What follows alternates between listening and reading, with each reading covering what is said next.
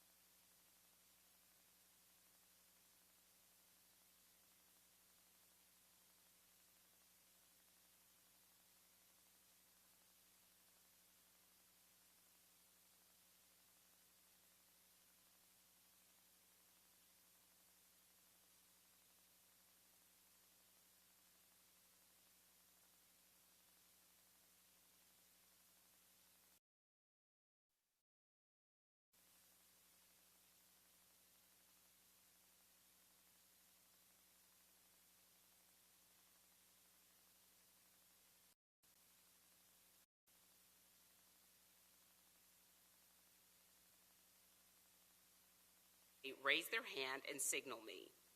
It will be at my discretion, considering the time that's available in this format, whether and when to end the rebuttal period. Each candidate will also have 2 minutes to make a closing statement. We will make those closing statements in the reverse order of the opening statements. We ask that each candidate use the closing statements to summarize the issues they have already discussed and their vision for their administration for the office of representative for the 1st Congressional District. The questions were collected from the Charleston Jewish Federation and submissions from you and submissions from the general public. Members of the audience, again, we thank you in advance for being respectful and quiet during this forum. Please applaud, no cheers, no jeers until the end so that we can clearly hear from each candidate. It is my pleasure to welcome both candidates to the stage.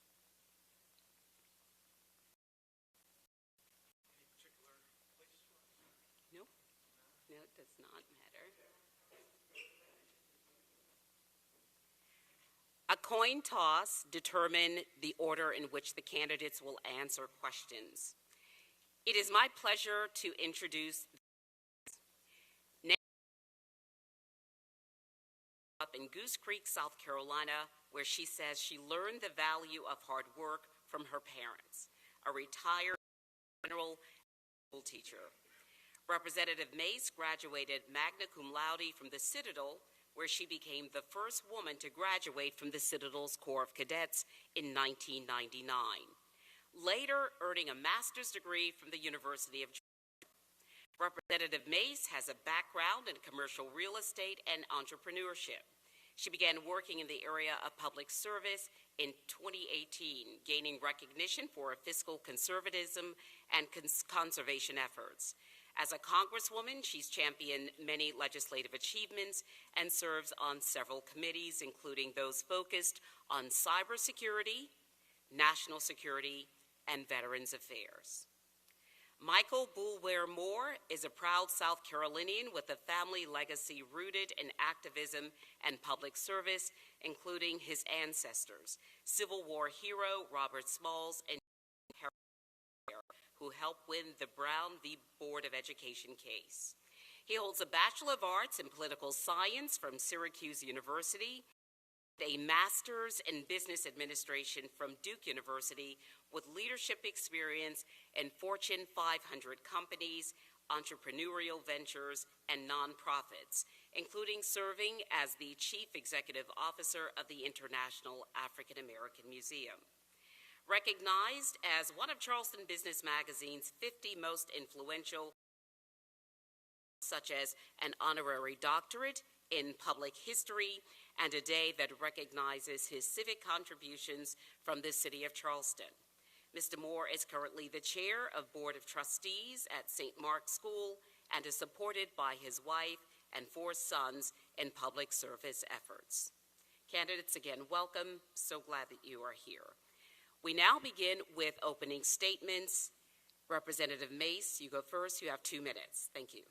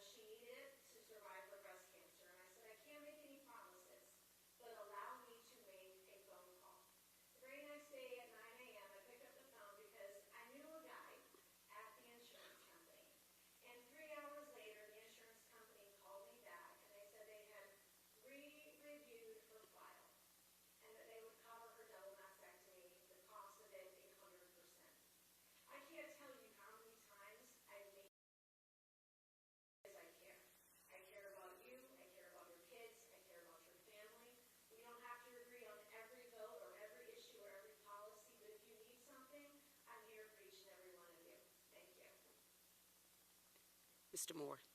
Thank you so much. I'd like to thank the Charleston Jewish Foundation and the Federation. I'd like to thank BSBI. It's wonderful that we're here. I don't know feedback between these 2 microphones.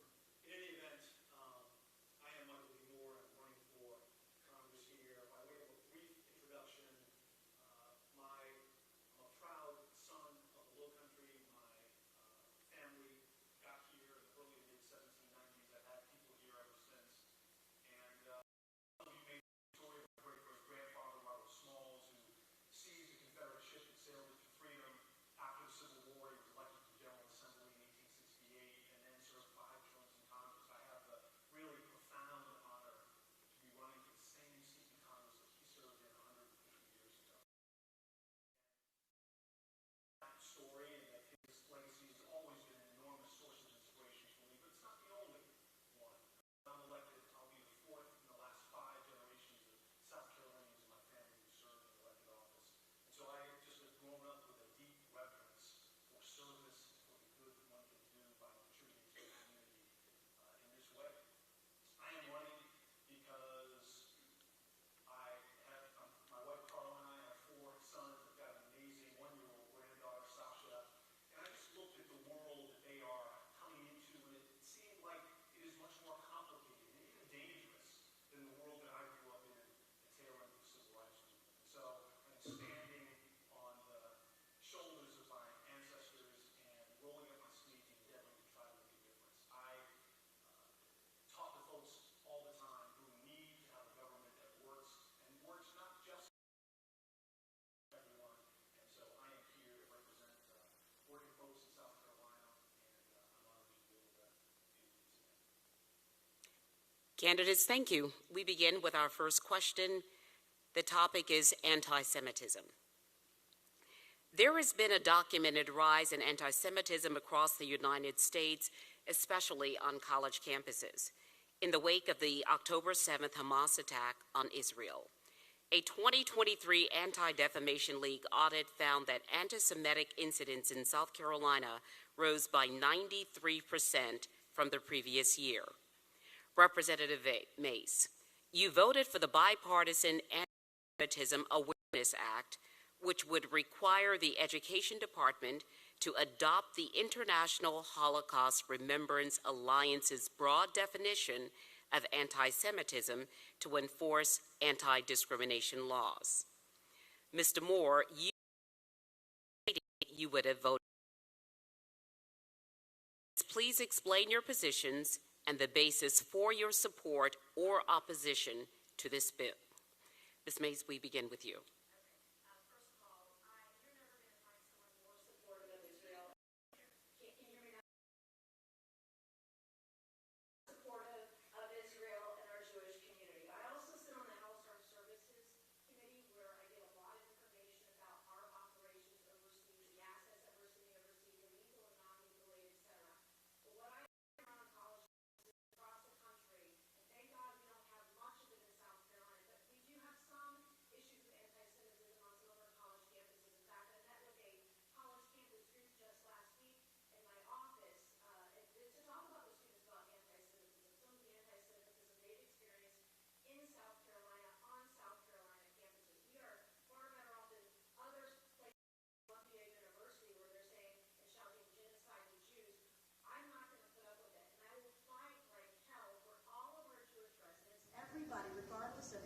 Regardless of your gender, regardless of your religion, should be able to go to class, be able to go to school, without dealing with bigotry, without being forced to go the other way, without having someone block you from going to class. And so I meet with folks all the time, and in fact, sadly, right after Hamas invaded Israel, when 10/7 happened, we had to help evacuate over 24 people from the Lowcountry who were stranded because the State Department wasn't getting them out of there, and certainly not fast enough when they did start to do that. And so I work very hard to support Israel and the work that I do on the House Armed Services Committee. I support our Jewish brothers and sisters in the community. Everywhere, 24/7 hours a day, you're not going to find a bigger supporter. Mr. Moore? Well, look, let's cut to the chase. I support legislation against hate crimes. I believe that you've got to do more than talk, particularly in these days when we are in such a polarized society.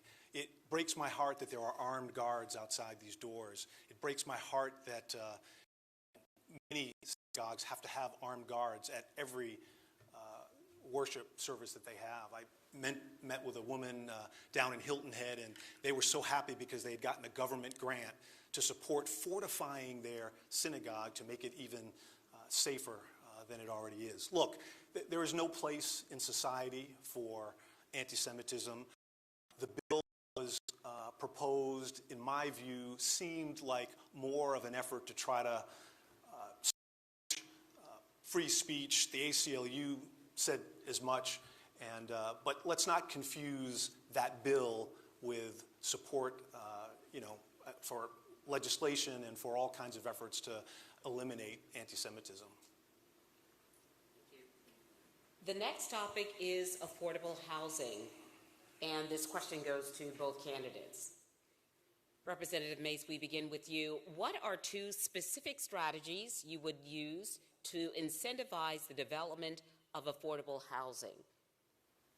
Oh, number one, that is particularly more of a local issue with local ordinances. When I was in the State House, we worked on legislation to encourage and incentivize that kind of behavior. In Charleston County, for example, where we are today, there are local ordinances to encourage developers of 5 units or more to have a certain percentage of that being workforce housing. Now, I would say to you, don't wait on your government, whether it's state or federal. They take forever to do anything. We can barely get anything done, if that at all. And so what you're seeing, because of the demand, we are the 10th fastest growing district in the nation. We are the now 10th fastest growing state in the country. We now have businesses that are doing it. It's incumbent upon them to do it now. I just met with a pharmacy in North Mount. Expense of housing in Mount Pleasant, she has bought land and is developing townhouses and will rent them out at an affordable rate for her employees. It's just a few blocks from the company where they work, so they can walk to work and afford to live there. We're seeing that in Beaufort County also, where we've got folks that hire H-2B visas and seasonal housing for them, and creating housing for the locals that are working in the seasonal businesses as well, hospitality, et cetera. And so what we're having to do now is to support these companies. They need to make sure that they have the tax breaks to be able to afford to help build out this workforce housing, because if you're going to ask the government to do it for you, you're going to be waiting a very, very long time. We're fortunate enough to live in a district where wages are better than average. You don't need a government to mandate $15 an hour. Oftentimes people are making more than that right now, but that doesn't mean housing is more affordable. Interest rates also have to come down. Congress can't mandate that. That is something done separately by the Federal Reserve. There are a lot of things that we can talk about in regards to that. Thank you. More the same question. What are two specific strategies you would utilize to incentivize the development of affordable housing? Well, I'm going to take a step back and look at just affordable housing for people. I think there are two sides of the coin. You hear typically about one side, which is around the development of affordable housing, but there's another piece to that puzzle, and that is wages and income. People have livable wages, then they are more apt to be able to afford, appropriate housing. We've got to, and look, I think developers, builders are business folks and are moved by business incentives. I think we can figure out a way to create incentives for the development of affordable housing. We just have to have the commitment to do that. We have to liberty and the pursuit of happiness, just to be somewhat politically romantic about it, apply to all people. And I think housing is one of the most critical things that one can have to live that, and I think focusing on housing and the inventory of housing, focusing on wages, I think are two pieces of the puzzle. Thank you. We move now to the issue of reproductive rights and abortion. South Carolina's law on abortion outlaws an abortion after embryonic cardiac activity can be detected, which is generally around 6 weeks of pregnancy. Until now, South Carolina had allowed abortion until 22 weeks. Representative Mace, you have said that it is important not to demonize women who decide to have an abortion, and that policies surrounding reproductive care should be both pro-life and pro-women. What is your message to those in your party who advocate for criminalizing women and doctors who seek or provide abortion care? I think I've been pretty outspoken on women's issues. If you all remember in the State House when they were first debating the fetal heartbeat bill, I believe it was back in 2019, there were no exceptions for women who were raped or for girls who were victims of incest until I drafted an amendment to put them in there.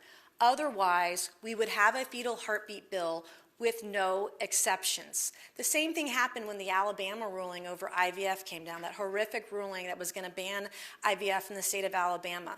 I was the first person in the U.S. House of Representatives to put forth a resolution supporting IVF. To date, I've not been able to get a single vote on that resolution.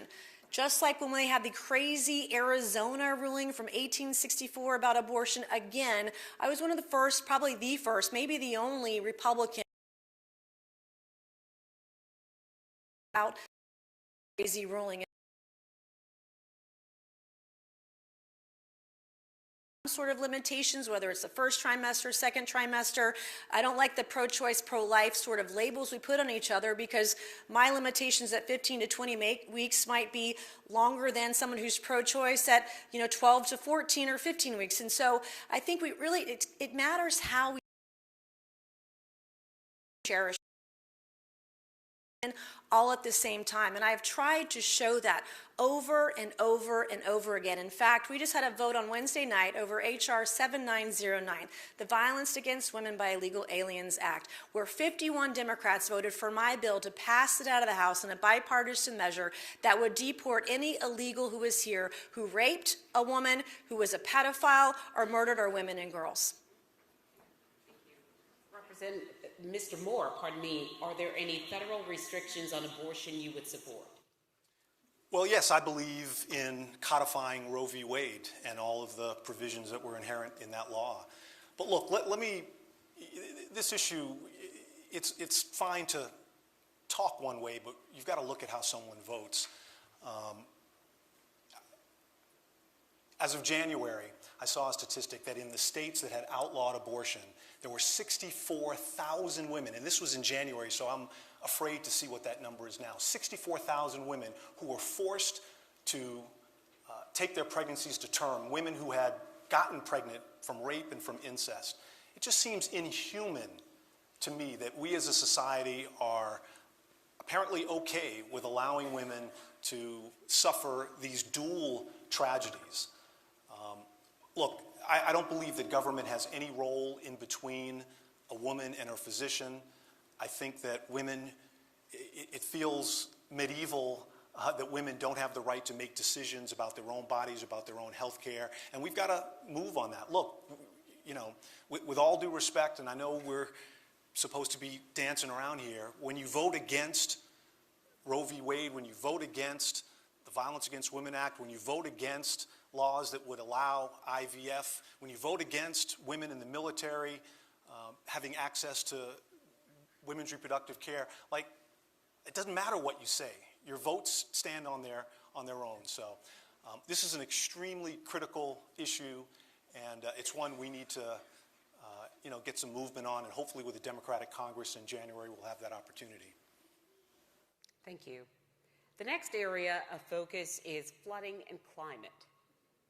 Candidates, people who live in the 1st Congressional District, which stretches along South Carolina's coast, live with and survive flooding and extreme weather events, which are becoming more frequent. In fact, scientists who participated in a City of Charleston study project said that Charleston could actually be underwater by the year 2050. This question is for both of you. How will you work to secure federal funding to help alleviate flooding and reduce the financial impact of extreme weather on homeowners and businesses? Representative Mace. Thank you. I have been doing this from day one, actually coming into Congress. I had almost a perfect conservation record. We have something called the Water Resources and Development Act. Congress goes through it every 2 years. Each member of Congress is allowed to submit 3 projects that they want authorizations for. But my first year that I had it, we've gone through 2 WRDA bills, or Water Resources Development Acts, since I've been in Congress. And the first time I submitted over 9 projects, or maybe it was 12 or 14. This past cycle, the last couple months ago, again, I submitted more than was allowed. And then because I did that, was able to get authorizations for projects at the county level, the municipal level, et cetera. I work with all levels of government, from the governor's office down to our mayors, down to our county supervisors, et cetera, to find authorizations, to find appropriations, to find places where we can find funding. One of the things I'm most proud of in the work that I've done in Congress so far is being able to go and identify grant funding that will relieve pressure for our cities, our towns, and our counties to put dollars elsewhere with regards to infrastructure, with regards to flooding, particularly with stormwater development and flooding resources. We've worked with up and down our state and local governments. We've been very efficient with it. And in fact, when you reach out to us for support on grant funding or some kind of resource, we get you that letter of support. It's something we're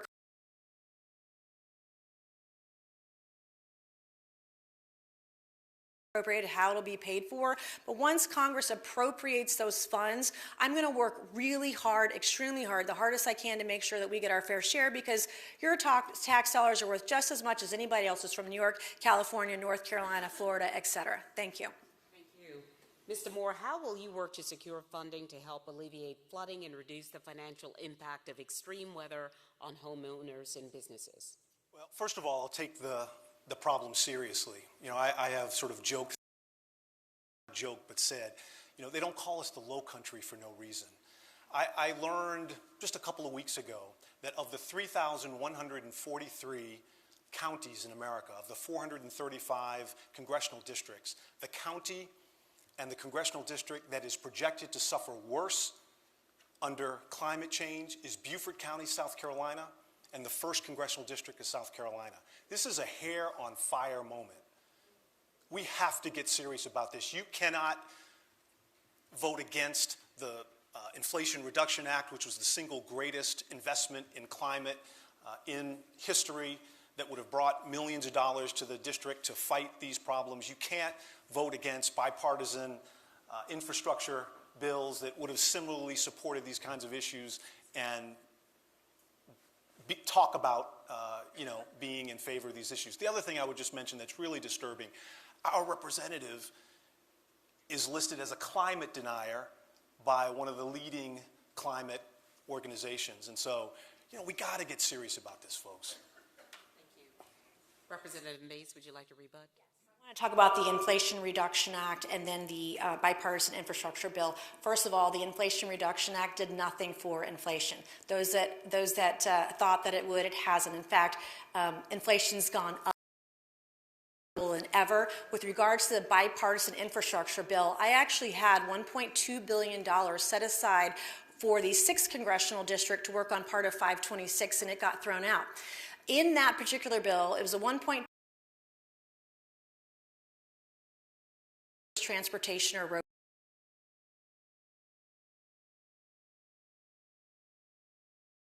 transportation, something every single one of us supports, but only about $40 billion was set aside at all for traditional roads and bridges in that bill. South Carolina only got $1 billion extra over a 5-year period in that bill. I can barely build a new Wando Bridge for $1 billion, and that was statewide.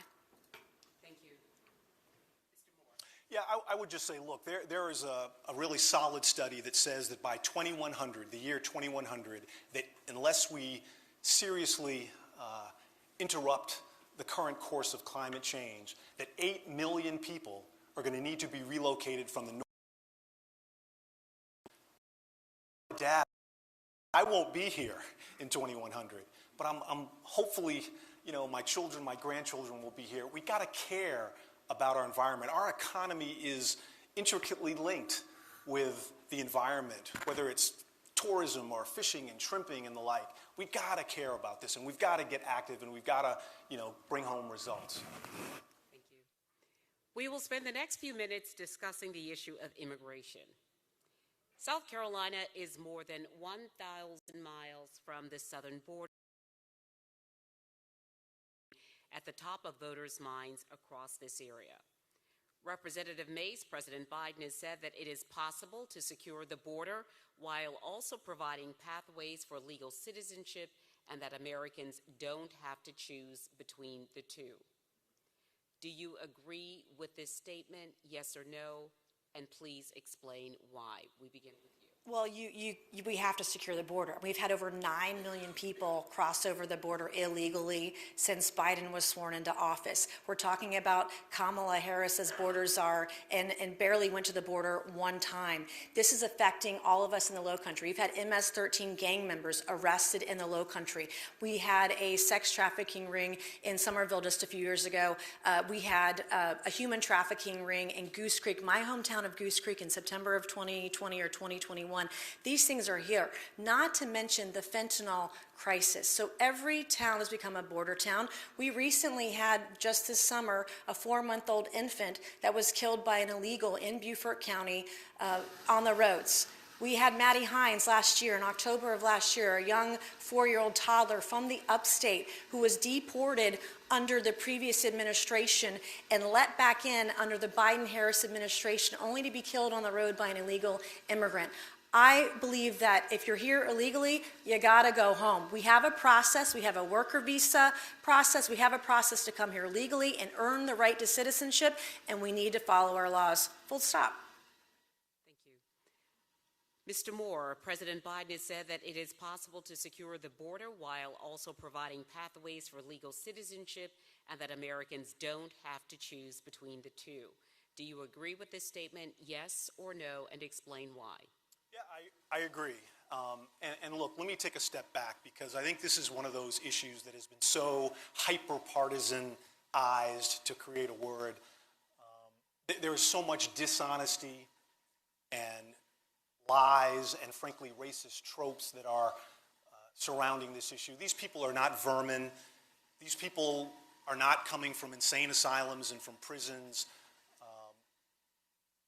Fentanyl, I saw a study, 95+% of the fentanyl that's coming over the border is coming from Americans who go over and get it and bring it back. We just need to, strip away all of the foolishness about this issue. Second, I think we do need to come up with a rational, reasonable, strategic approach to immigration reform. We had a bill in the spring, but Republicans chose not to pass it because former President Trump said not to for political reasons. So that makes me wonder whether this is really an issue that Republicans care about or not. But lastly, I would say I actually went to the border. I actually spent time there. I went to Rio Grande Valley. I went across the three. I did the traditional kinds of things, talking to Border Control agents, talking to National Guards folks, seeing the technology that they use. But I wanted to really learn the other side of the story as well, to get a complete picture of things. And so I went across the border, spent time in multiple refugee camps, talking to people, trying to understand their stories. And what I found is that these are mostly young families who are fleeing violence in their communities. And so yes, we need to come up with a rational border control, immigration law, but we need to also acknowledge the humanitarian aspect of this issue. And we need to deal with this soberly and without just all of the stuff that is surrounding it at this point. Thank you. The next topic is one that we received a lot of response. The issue is education. South Carolina consistently ranks near the bottom when it comes to education, with U.S. News and World Report placing the state at number 42 overall. How do you plan specifically to support and improve the education system in District 1, including addressing issues of funding, quality, and access to educational resources? Representative Mace. I get to go first. Shock. Surprise, surprise, I'm going first, which is totally fine. First of all, I want to say I know firsthand how poor some of our educational institutions are in public schooling here in South Carolina. I am a product of that. My mom is a retired school teacher. I dropped out of high school at the age of 17 in 1995, and I really struggled in the system. I was sort of lost in the system and really had a challenge getting out. And so I understand that firsthand. And it's less about the money, it's less about the funding, because when you look at the amount that is spent per pupil in South Carolina, we're right in the middle. We're usually 23rd to 25th in the country.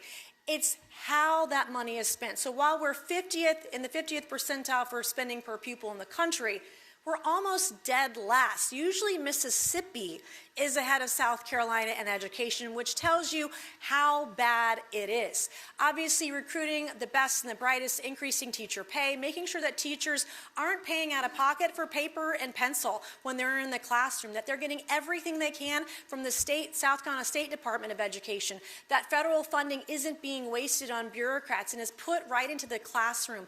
And so there's also school choice opportunities that are out there that we've looked at as well and have supported. There are a lot of issues, but it goes back to how is the money being spent? We have plenty of it, but where is it going and why is it not getting to the student? Mr. Moore. Well, look, this is an issue that I feel really close to. My wife, Carla, is a teacher in Berkeley County, teaches special needs children. Both my parents were teachers, 3 of my 4 grandparents were teachers, and my great-great-grandfather wrote the legislation to create the first public school system in America here in South Carolina. So I believe in education. I've seen the value of education and what it can do. There's solid research that says that lifetime earnings, the accumulation of everything a person earns, is directly connected to education. And when we fail our students, when we don't fund our public schools, when we don't pay for our teachers appropriately, when our classrooms are infiltrated with extreme political agendas that are banning books and recasting history, we fail our students. And so, again, this is one of those issues that, I think some people look at education as a cost center as opposed to an investment in our future. I see it as an investment in our future and would act accordingly. Thank you. Our next topic is the issue of foreign policy. An August survey found that Americans are split about whether the United States should continue to send aid to Ukraine for its war with Russia, with nearly half of Democrats saying military aid should be increased, while nearly half of Republicans say it should be decreased. We begin with you, Mr. Moore. What role do you believe the United States should play in securing the peace and sovereignty of our foreign allies? Well, look, I'm going to take this from the philosophical and bring it down to the real, where things are happening now. You know, our campaign is supported by, endorsed by, and is being advised by former three-star General Ben Hodges, who used to be the commanding general of U.S. Army Europe. And he has explained in very clear terms that if we let Putin just have his way in Ukraine, he's not going to stop in Ukraine. And all of a sudden, he is, knocking on Poland's door, let's say, for example, and then all of a sudden, your children and mine are being called up to go serve. I think it's in the interest of the United States as a defensive measure to support Ukraine in all that they're doing to support their sense of national security. I don't believe in just war for the sake of war, but I believe that this is one of those investments that is defensive in nature, that keeps our young people safe here in the United States, and that protects our interests in Europe. Thank you. Representative Mace, what role do you believe the United States should play in securing the peace and sovereignty of our foreign allies? The U.S. has already played an enormous role in the sovereignty and peace for Ukraine. Our district is like national polling. Our district is actually very much split on the issue of Ukraine. And I actually just had a hearing. I'm in this 4-week travel zone right now, and I flew in for y'all today from D.C., and I fly back out tomorrow morning because we have votes tomorrow. But I'm in this 6-state, 10-city, 2 countries in a war zone tour over the next 4 weeks. And I was just in San Francisco last week for a field hearing with the House Armed Services Committee with many tech companies and then also drone companies. And we all know that Ukraine has had a tremendous progress with very inexpensive drones overseas. And one of the things that I learned in this hearing, we've spent billions of dollars, hundreds of billions of dollars over to Ukraine. But the Ukrainians, or witnesses said, the Ukrainians are not using all of the U.S. equipment that we've sent over there because it doesn't work. And so I think we really have to ask ourselves, what kind of tactics are we using? Where is the money going? How are we using it? Are we sending the best lethal aid options? Are we sending the best non-lethal resources, et cetera? And make sure that the money, the billions we are sending over there are put to good use, that we audit where the funds are. Is the money going somewhere else rather than where it's supposed to be with the lethal aid and the missiles and everything else, the HIMARS, et cetera, that we're sending over there? So it's really important that we understand that. But more importantly, Israel is the tip of the spear. So my focus on all foreign policy right now, number one, is Israel. I have been overseas. I have spoken at anti-Iranian events for those that are trying to rise up against the regime. We have Iranian proxies that are bombing Israel. We've got Hezbollah. We have the Houthis. We have Hamas. If Israel goes, so too does the world. And so my primary focus has been on foreign policy, has been Israel since October 7th. Thank you, Representative Mace. We will actually continue our discussion on the issue of Israel and the United States-Israel relationship, which has long been a cornerstone of bipartisan support in Congress, rooted in shared democratic values, security cooperation, and economic ties. Charleston's Jewish community was deeply impacted by the attack on 10/7, and many Charlestonians have family members in Israel, some of whom have fled. Mr. Moore, we support and aid for Israel be conditional? Well, look, I think we've got to support Israel. Let me provide some context. There's no question, it goes without saying, that Israel has a right to exist and has a right to its national security and to defend that national security. That goes without question, particularly when confronted, attacked by a terrorist organization. That's fine. But I also believe that I think the world is moving, and even last time I saw 75% of Israelis are urging that the country move toward a ceasefire. They're urging Netanyahu I'm not sure is a rational actor in all this for personal reasons. But look, I think we need to support Israel absolutely 100% with defensive weapons. I think we need to be careful about offensive weapons and just, we need to look at that on a case-by-case basis. But, Israel is among our best partners, and I think my sense is that peace is something that all of us are looking toward. Representative Mace, how do you define our nation's relationship with Israel? Well, I think the original question was, should military support and aid to Israel be unconditional? And the answer is absolutely yes, because Israel is the first tip of the spear. This is not just about Israel and the Jewish way of life and democracy. This is about jihad. This is about jihadism. The terrorists want to wipe all Jews and Christians off the face of the earth. So whatever Israel needs to eradicate Hamas, to eliminate Hezbollah, and to end the Houthis, I am going to be all over 100% absolutely. And I will actually be in Israel on the anniversary of Hamas invasion. I will be meeting with Bibi Netanyahu, unlike our Vice President Kamala Harris, who took a walk when Bibi Netanyahu, the Prime Minister of Israel, came and gave a speech to Congress. She took a walk. She refused to show up. I'm going to be in his office. I will meet with the IDF. I will meet with the Israel Prime Minister. I will meet with their foreign minister and their military ministry. I will meet with everyone that I possibly can. I will honor Israel. I will honor the Jews' lives that were lost. And also, by the way, when Hamas invaded Israel, my staff and my team worked around the clock to help evacuate over 24 Low Country residents who were stranded in Israel. And it's very important that I want our Jewish community, those who support Israel, to know how hard I am working for you. I don't care what your affiliation is, your political affiliation is. If you needed help getting out of Israel, we got you out of there. And proud of that work, proud of my team, and proud of how hard we've worked for our Jewish brothers and sisters locally, here and abroad. Thank you. Mr. Moore, you would like to respond? Yeah, I was just going to say, look, I don't think we have a difference in objectives. We perhaps have a difference in strategy.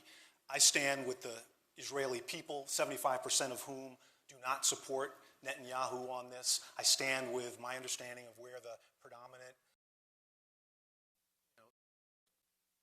aspect of the Jewish community in this country stands on this issue. We've got to get back the hostages. We've got to move toward peace. We've got to figure out a way out of this mess. But it's just a matter of strategy and how you do that and how you ensure the long-term success and viability of Israel and of the folks in Gaza. Representative Mace? Strategy cannot be to give Iran billions and billions of dollars. It was the Biden-Harris administration in March of this year that ignored sanctions and allowed Iran to access money in foreign banks to fund terrorism. Your dollars, your tax dollars that have gone to NGOs in Palestine have gone to fund terrorism. We have a Biden-Harris administration that the way that they categorize the Houthis in Yemen allows Saudi Arabia to be bribed by the Houthis and pay the Houthis salaries. We have got to change the trajectory. We have got to change the strategy. And we have to say terrorism no more. Not in Israel, not here, nowhere, in anywhere around the world. Thank you. Candidates, one of the other areas where we received a lot of questions regards the economy. Inflation fell to its lowest level in 3.5 years in August, a sign that gradual relief is coming to American consumers, yet people are still feeling the sting of higher prices at grocery stores and in the housing market. Mr. Moore, we begin with you. What are your 3 plans specifically to help bring down the daily living costs for your constituents if you were elected? Yeah, I think people are suffering all throughout the Low Country. Expenses are high, whether it's housing or health care or child care or just regular groceries and the like, and they need relief. And look, in my view, yes, there were supply chain disruptions that caused prices to go up post-pandemic, but there was also quite a significant amount of price gouging on the part of companies. And you can tell that because companies' margins increased, and then now all of a sudden, when there's pressure, they're lowering their prices. So look, I think price gouging is an issue. I think competition among companies and industries is also a very important issue. There's bigger companies have gobbled up all the smaller companies, and so that is leading to just there's not that pressure there to keep prices competitive. So I would look at price gouging and figuring out ways to create disincentives for companies to do that. I'd look at, there's a whole host of things. I think what I would say, though, in closing is 3 or 4 days ago, the Federal Reserve reduced interest rates by 0.5 point, which was the single greatest reduction in the last 16 years. So the issue is heading in the right direction, and blaming President Biden or Vice President Harris for something that largely rested on the shoulders of largely Republican CEOs and management teams who raised prices, I just don't think makes any sense. Thank you. Representative Mace, what are your 3 plans to help bring down daily living costs for constituents of the 1st Congressional District? Well, I can tell you, we all seen the price of housing right now. Rents are through the roof. A 3-bedroom apartment off Coleman Boulevard in Mount Pleasant will go $5,000 a month or more. We're seeing the skyrocketing costs of houses all throughout the Low Country. Number one, I blame both sides, because I'm not going to point my finger. Part of the reason we have inflation as high as it is today is because of the crazy, insane, out of control spending that is happening in all levels of government. You had a Republican speaker last year who put forth a debt ceiling bill that didn't have a ceiling on the debt.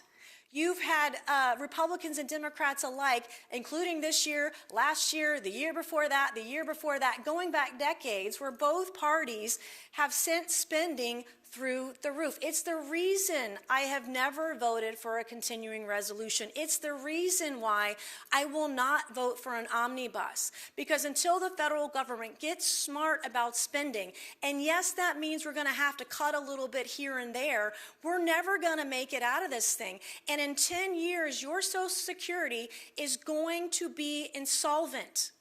Number one, I certainly wouldn't tax Social Security. I wouldn't tax retirement of our veterans. I would lower taxes for everybody, especially the middle class.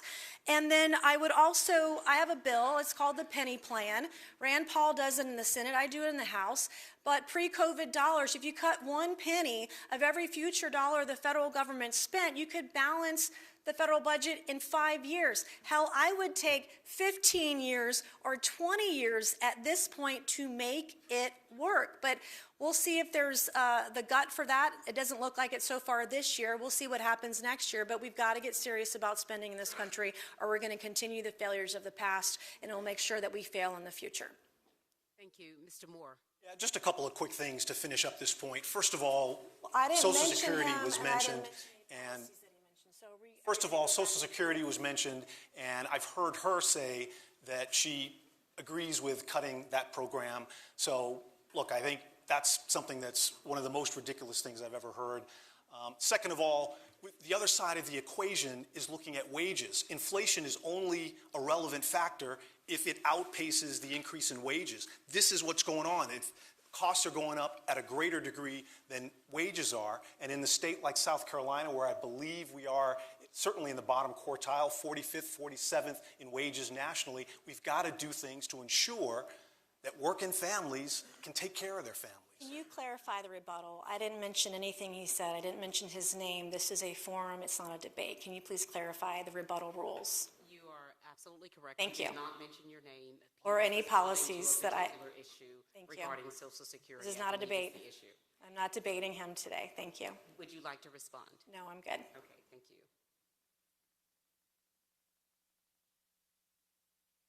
The next topic is civility. Rabbi, Follow the rules. Yeah, I just want to absolutely. follow No, the rules that you absolutely. all have set forth in this forum today. That's all. thank you Thank very you. much. Yes, the next topic is civility. Rabbi Jonathan Sachs once noted, "Argument for the sake of heaven is one of Judaism's noblest ideals." conflict resolution by honoring both sides and employing humility in the pursuit of truth. In the past few years, we've seen a riot at the U.S. Capitol on January 6th, a violent attack on former House Speaker Nancy Pelosi's husband, and 2 assassination attempts on former President Trump. Candidates, do you believe that political rhetoric has become too vitriolic? Yes or no? We begin with you, Mr. Moore. Yes. 100%. The follow-up, how can we bring down the temperature? Mr. Moore, we begin with you. Well, first, look, I come to this endeavor understanding that working in a legislature, a legislative body, the whole point is to bring people together from around the country who might have different views, but where you can discuss, negotiate, and come up with solutions that benefit everyone. And so that's my orientation. I can work with anyone who is coming across the table, sitting across the table with me that has, is bringing a sense of goodwill about the issues. I have spent my entire life, frankly, bridging gaps around race and party and religion and social class. And I've successfully maneuvered those environments and just bring an overall orientation around bringing people together. I fundamentally believe that there is so much more that unites us all as human beings, as South Carolinians, than divides us. And frankly, it embarrasses me when folks in our leadership or who are aspiring to leadership are talking about people eating pets and all kinds of other things. We've got to kind of get back to our center.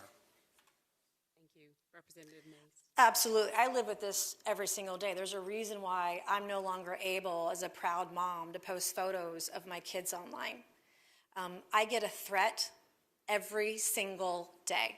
I can't even mention the nastiness, the grossness, the things that people have threatened me, whether it's chopping off my legs, whether it's raping one of my kids and myself, or murdering our family.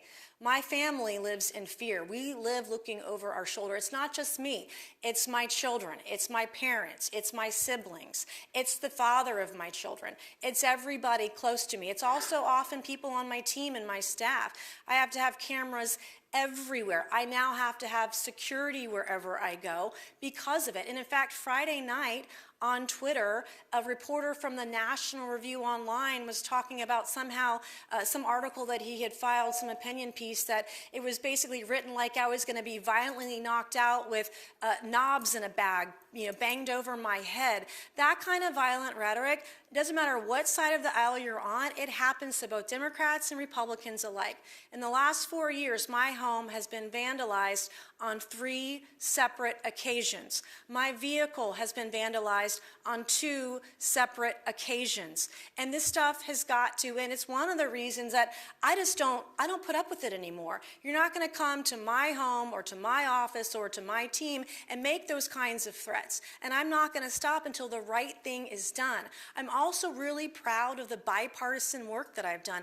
I just had a bill, H.R. 7909, pass overwhelmingly in a bipartisan way on Wednesday night, where 51 Democrats voted for my bill. I do this over and over and over again. Ro Khanna, a progressive in the House from California, he and I have passed many bills together out of the Oversight Committee, out of the floor of the House, and together to get signed into law by the President of the United States. It's not hard if you're willing to work hard. We will continue on the issue of working across the aisle. A divided Congress seems a likely outcome of the 2024 election in November, and any piece of legislation introduced will need bipartisan support to become law. How will you ensure that you are working on behalf of all constituents in your district, regardless of political party?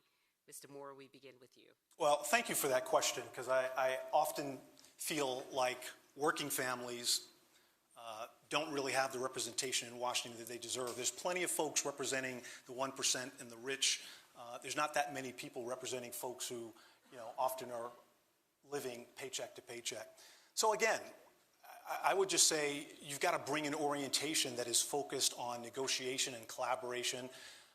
Look, when Joe Riley and I raised the money that we did to build the International African American Museum, a large part of that came from a very Republican General Assembly.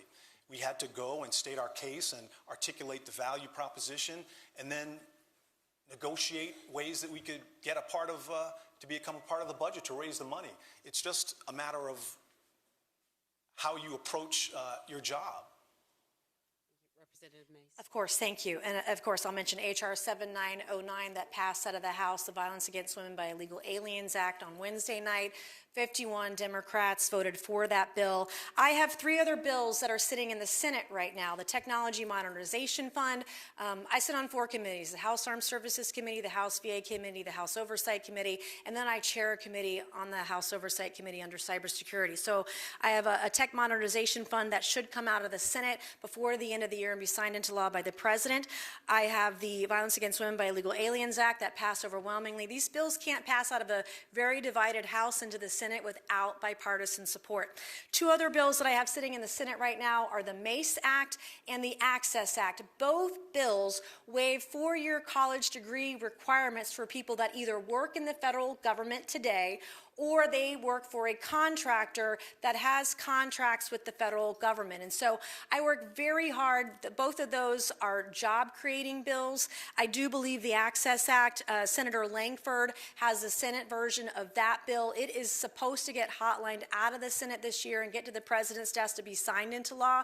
These are bills that are going to make a very big difference for those that work within the federal government, those that have contracts with the federal government, and those that maybe didn't have the money for a 4-year degree, but have the talent to be able to do some of these very important jobs, whether it's in the tech sector or other sector with other different private contractors in the federal government. So very proud of that work. But it takes work to get Democrats and Republicans to work together. But the list of bills I just showed you are just 4 of the most recent ones.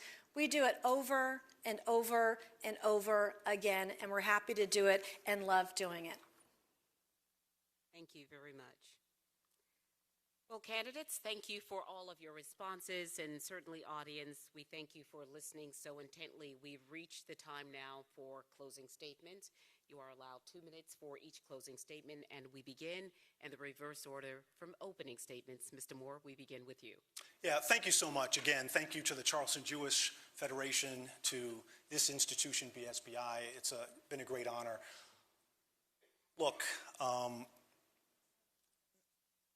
we hear every 4 years that this is the most consequential election of our lifetime. And each cycle it seems to ratchet up and in fact be the case. I cannot imagine an election more consequential than this one. Certainly with the election at the top of the ticket, I think the decision that this country has to make could have ramifications for a generation or more. And I believe that there are some really clear contrasts in this race as well. Look, no one is going to agree with everyone, with someone in politics on every issue, but if, for example, you care about women's reproductive freedom, if you care that a woman should have the right to make her own decision about her own body, I'm the only candidate in this race who you can trust who hasn't voted against those issues. If you care about the environment, if you care that this district and Beaufort County are slated to suffer most than any other geography in the country, then I'm the only candidate in this race who's not a climate denier and who believes that we need to support that. If you care about Social Security, if you care about getting a return on every dollar that you've invested in this program since you were 15 years old, then I'm the only candidate that you can trust in this race.